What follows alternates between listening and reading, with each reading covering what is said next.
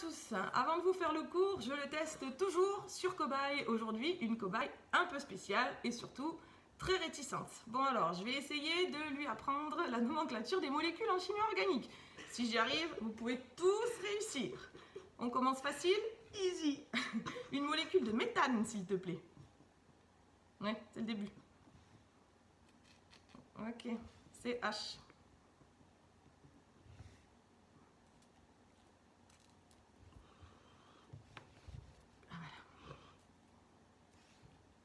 Vous pouvez aussi vous entraîner à la maison et faire vos petites constructions.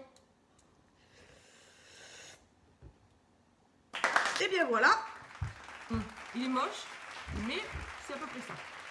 Voilà. C'est bon? C'est bon. The Doppler effect. Ça, c'était le chapitre précédent. Les grandes familles en chimie organique. Alors, vous êtes censé avoir déjà vu, en seconde et en première, certains groupes caractéristiques et les fonctions qui sont associées. Vous devez aussi savoir nommer les molécules de la famille des alcanes et des alcènes. Bon, du coup, on va revoir quand même tout ça, et on va ajouter les compétences attendues pour la classe de terminale. Dans ce tableau, tout ce que vous devez connaître et reconnaître avant la fin des vacances. Commençons par le commencement, les alcanes. Et on se rappelle des bases de la nomenclature. Alors, il faut dans un premier temps trouver la chaîne carbonée la plus longue et compter le nombre d'atomes qui la constituent. Ça va nous donner la base pour avoir le nom de l'alcane en question. Alors, cet alcane, s'il y a un carbone dans la chaîne carbonée la plus longue, ce sera le méthane. S'il y a 2 carbones, ça sera l'éthane. S'il y a 3 carbones, ça sera le propane, et ainsi de suite. Reportez-vous au tableau qui est ci-dessous, c'est la base, ce tableau. Il va nous servir pour tout. Ensuite, s'il y a des ramifications, il va falloir numéroter les carbones de la chaîne carbonée. Donc, on numérote uniquement ceux de la chaîne carbonée la plus longue. Et on va faire en sorte que cette numérotation, elle arrive sur le carbone qui a le plus petit numéro pour la ramification. On va voir ça avec des exemples après. On compte ensuite les carbones qui constituent la ramification et on va essayer d'obtenir le nom du groupe alkyle correspondant. Donc s'il y a un carbone dans la ramification, on a un groupe méthyle. S'il y a 2 carbones, on aura un groupe éthyle. 3 carbones, on aura un groupe propyle, et ainsi de suite. Une fois qu'on a trouvé le nom de la molécule, le nom des ramifications, on va classer tout ça par ordre alphabétique et ça va nous donner le nom de la molécule. Exemple, la molécule ci-dessous. Il y a 5 carbones dans la chaîne carbonée la plus longue. Et on a aussi une ramification, un groupe CH3, sur le deuxième carbone en partant de la gauche. On va donc numéroter ces carbones de 1 à 5 pour la chaîne carbonée la plus longue. On sait que du coup ça va nous donner une molécule de pentane. On a un groupe CH3 sur le carbone numéro 2. Ce groupe CH3 s'appelle le groupe méthyle. On aura donc une molécule qui va s'appeler 2-méthylpentane. Exemple suivant. Sur cette molécule, on compte les carbones de la chaîne carbonée la plus longue. On obtient 6 carbones pour la chaîne carbonée la plus longue. On a donc une molécule du groupe hexane. On a 2 ramifications, une sur le carbone numéro 2 et une sur le carbone numéro 3. La ramification qui est sur le carbone numéro 2 est un groupe méthyle, parce qu'elle ne contient qu'un seul carbone. La ramification qui est sur le carbone numéro 3 contient 2 carbones, c'est un groupe éthyle. On n'a plus qu'à écrire le nom de la molécule en notant les groupes alkyles par ordre alphabétique et pas par ordre de numéro. On a donc une molécule qui va s'appeler 3-éthyle, 2-méthylhexane. En chimie organique, on essaie souvent de simplifier l'écriture des molécules. Je ne sais pas si vous vous souvenez de cette écriture topologique. Dans l'écriture topologique, on n'écrit plus du tout les C et les H. On ne met plus que des traits. Chaque trait va correspondre à la liaison entre un carbone et un carbone. Autrement dit, pour le méthane, CH4, il n'y a pas de formule topologique possible. Pour le deuxième, l'éthane, on laisse tomber les C et les H, on n'écrit plus qu'un trait qui symbolise le lien entre le C et le C. On a 2 carbones, c'est l'éthane.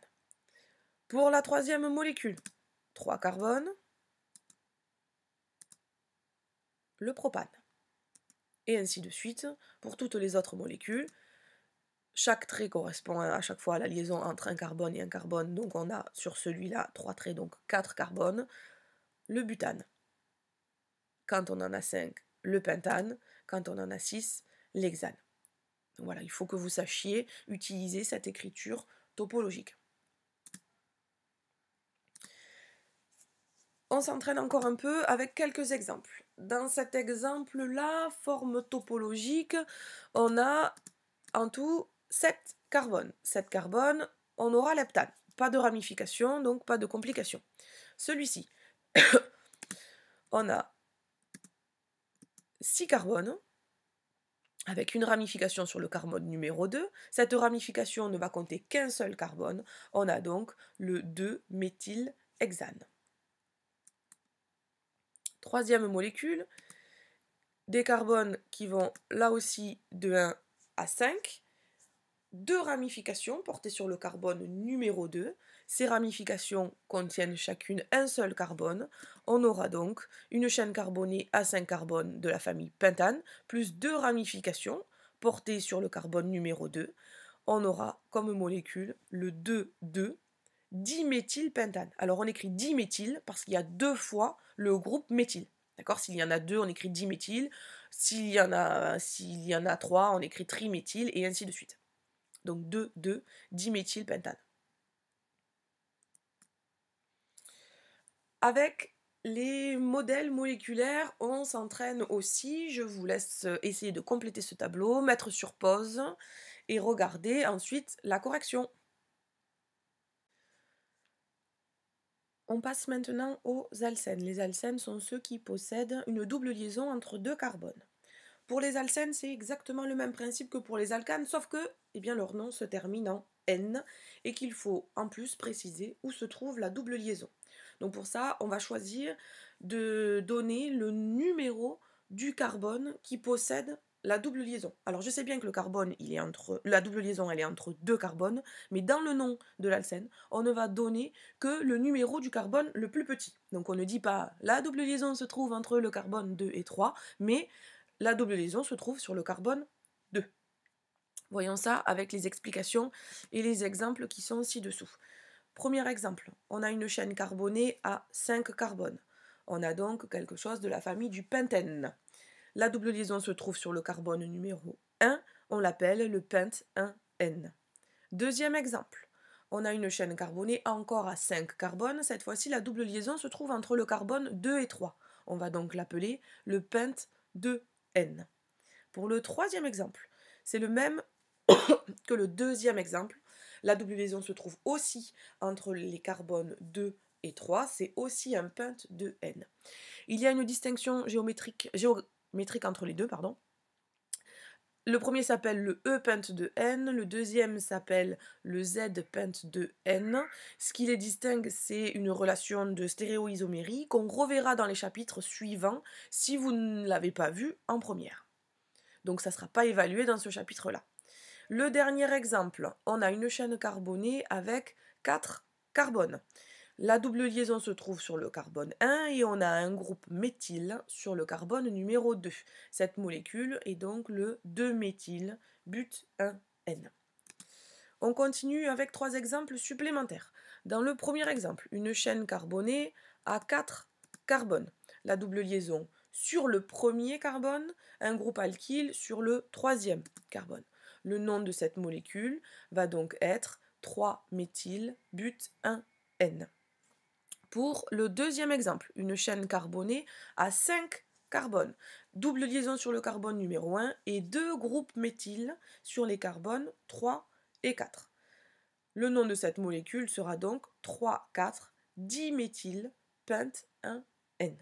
Vous voyez, un diméthyle, c'est ce qu'on avait vu déjà dans le cas précédent avec un alcane. Troisième et dernier exemple, des carbones sur la chaîne carbonée la plus longue, on en a 6.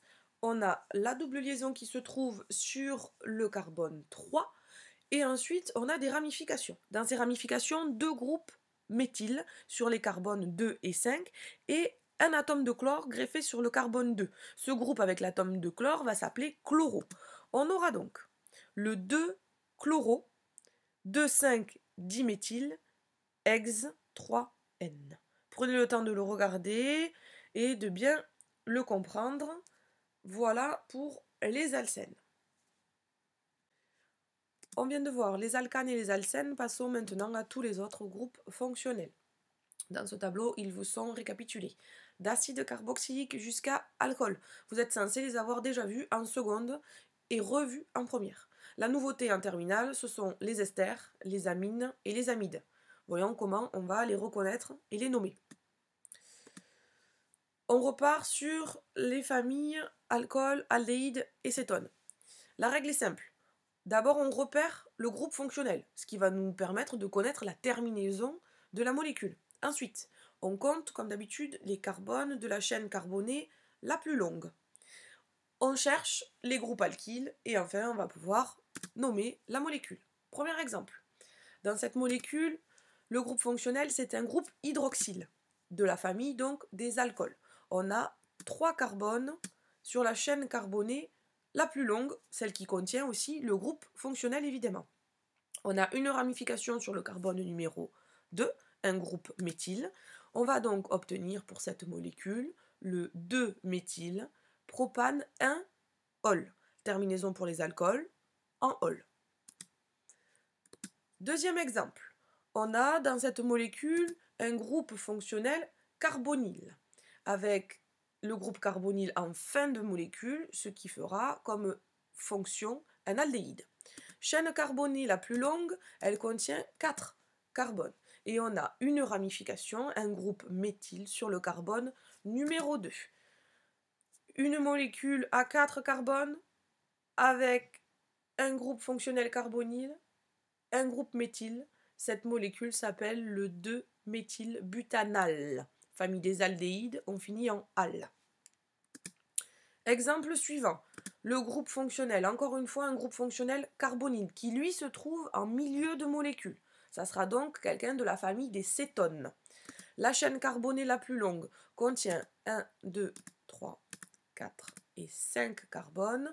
On a le groupe fonctionnel qui se trouve sur le carbone numéro 2 et un groupe méthyle qui se trouve sur le carbone numéro 4. Ça va nous donner comme nom pour cette molécule le 4-méthyle pentane 2-on. Une distinction entre les aldéhydes et les cétones. Aldéhyde, exemple du haut, on n'a pas besoin de préciser où se trouve le groupe carbonyle. Pourquoi? Parce que vu que c'est un aldéhyde, il sera forcément en début de molécule. Donc on ne précise pas que c'est du butane 1-al. Par contre, pour la cétone, le groupe carbonyle peut se trouver sur différents carbones. Il faut donc le préciser dans le nom de la molécule, d'où le 4-méthylpentane 2-on, parce qu'on est sur le carbone numéro 2. Passons maintenant aux amines et aux amides. Les règles sont encore une fois les mêmes. On cherche le groupe fonctionnel. On numérote les carbones de la chaîne carbonée la plus longue et on ne prend que les carbones. Pour les amines et les amides, on a un atome d'azote, lui, on ne le compte pas. On regarde s'il y a des groupes alkyles et on va donner le nom de la molécule. Prenons là aussi des exemples, c'est plus parlant. Dans cette molécule, on a un groupe NH2 caractéristique des amines, une chaîne carbonée à 4 carbones avec une ramification, un groupe méthyle sur le carbone numéro 3. Famille des amines, cette molécule va s'appeler 3-méthylbutane 2-amine. On précise où se trouve la fonction amine et sur quel carbone elle se trouve. Exemple suivant. Dans cet exemple, vous remarquerez qu'on a un amine secondaire, c'est-à-dire que l'atome d'azote est relié à 2 carbones. On numérote la chaîne carbonée la plus longue, qui contient 3 carbones. On aura donc un propanamine. Et en plus de ça, on a un groupe méthyle sur le carbone numéro 1 et aussi un groupe méthyle sur l'azote. Donc pour le noter, on écrira N-méthyle parce qu'on a un groupe méthyle accroché sur l'atome d'azote et 1-méthyle parce qu'on a aussi un groupe méthyle accroché sur le carbone numéro 1. On a donc pour cette molécule N-méthyle, 1-méthyle, propane, 1-amine. Alors ça fait un nom à rallonge, je vous l'accorde, mais tout est clair, tout est facile, il suffit d'apprendre. C'est très logique la nomenclature en chimie organique. Nouveau groupe fonctionnel, un amide cette fois-ci. Celui-là est tout simple, 2 carbones sur la chaîne carbonée la plus longue. On a donc la molécule qui s'appelle éthanamide. Un amide un peu plus compliqué, pareil que tout à l'heure, c'est un amide secondaire celui-ci. On a le groupe amide central, la chaîne carbonée la plus longue a 3 carbones et on a un groupe méthyle accroché sur l'azote. Cette molécule va donc s'appeler le N-méthyle propanamide. De la même façon, on ne donne pas de numéro à l'amide, il ne s'appelle pas propane 1-amide, puisqu'il est forcément sur le carbone numéro 1. Donc pour les amides, c'est comme pour les aldéhydes, on ne donne pas la position du groupe fonctionnel. Dernière catégorie, les esters. Alors pour les esters, c'est un peu particulier, on va avoir 2 chaînes carbonées. Une avant le groupe fonctionnel et une après le groupe fonctionnel. On va donc numéroter 2 fois les carbones. Et on aura un nom en 2 parties. Première chaîne carbonée sur cet exemple a 5 carbones. Cette première partie de la chaîne carbonée va se terminer en OAT. Et une deuxième chaîne carbonée après l'atome d'oxygène qui est en 3 carbones. Et cette deuxième partie de la chaîne va se terminer en IL.